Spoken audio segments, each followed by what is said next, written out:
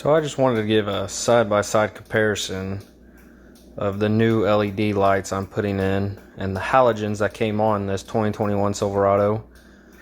I think you can guess which is which, and you would think on these new trucks that I pretty much paid 50 grand for, every single light would come with LED, but turn signals didn't, and the back reverse lights and the tail lights did not, and I've already replaced the back ones, but I wanted to give a comparison in this.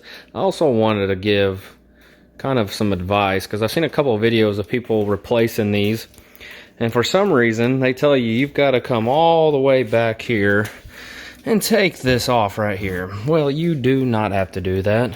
Easiest thing to do is get right down here, that clip to the left. All you gotta do is stick your arm in, unless you got big gorilla forearms, counterclockwise, and bada bing, bada boom. Take it out, put in the LED, put it back in. Easy as that. Now, this upgrade really isn't going to be one of those flashy upgrades that people look at your truck and be like, ooh, do they have LED in their turn signals? It's more of those self-appreciation. You know it's there, and the only time you're really going to see it is when you unlock and lock your truck.